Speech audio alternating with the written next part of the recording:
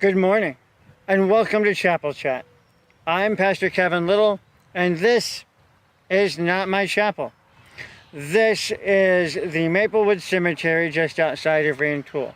I'm here because we're coming up on Memorial Day weekend, and people will be taking advantage of the long weekend, traveling, cooking out, having parties, and spending time with family, which is actually everything that many of our veterans were afraid would happen and worked very hard to prevent. Originally, as a recognized national holiday, Memorial Day was on May 30th. It was set in stone, it was locked in on that date. That date then was important and set aside for people.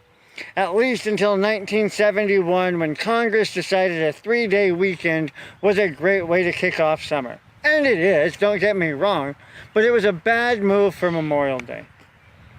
Now, many people in this country like to talk about how patriotic they are, just like many people like to talk about how religious they are. So just like showing up for church on Sunday, they'll wear red, white, and blue colored clothing, or even just duplicates of the flag, which has its own special set of issues when we start looking at the flag code.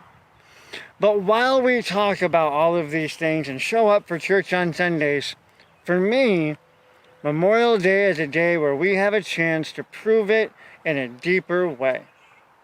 So what do you do that shows that you appreciate what all of the veterans who have served in the United States military throughout the history of our country?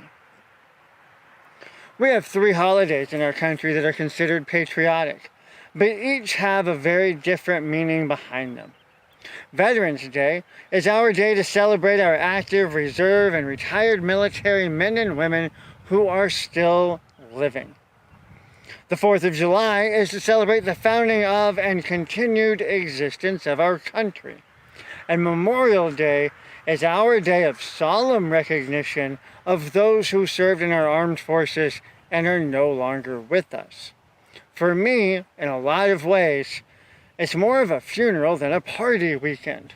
Sure, we'll cook out, but we're not honoring the people who are still with us. We are honoring and remembering those who aren't.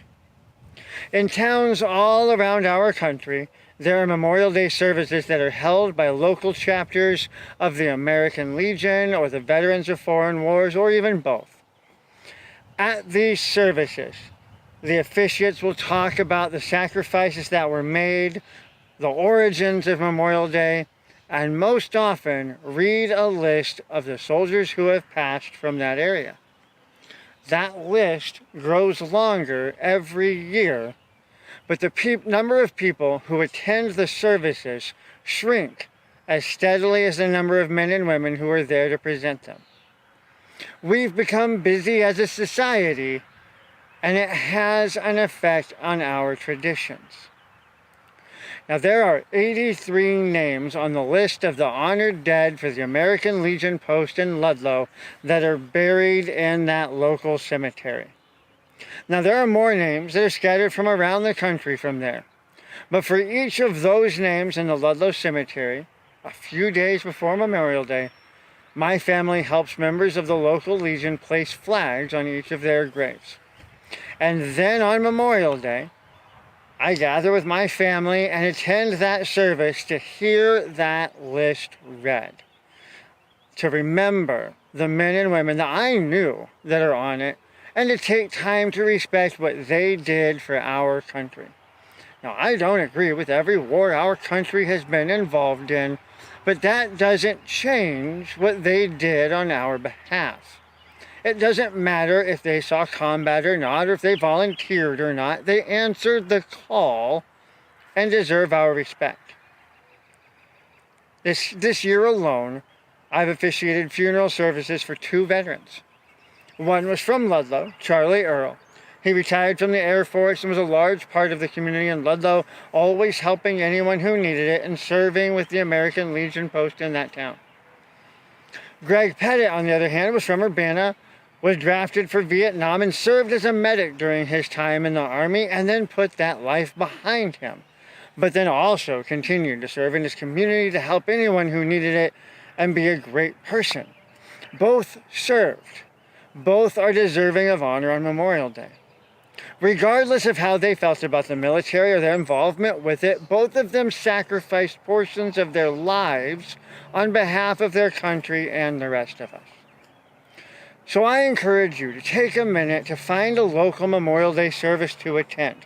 If you aren't sure when it might be, call your local VFW or American Legion to find out. Ludlow service starts at 10 o'clock at the Ludlow Cemetery. Rantoul service starts right here at Maplewood at 11 o'clock. And I'll be at both of those. Paxton starts with a parade downtown that finishes at the cemetery for their service. The parade starts at 10:30 and they're scheduled to reach the cemetery at 11. If you're local, I really hope to see you at one of these services. Or at least to hear that you attended the service in Paxton, since I can't be there and here in Rantoul at the same time.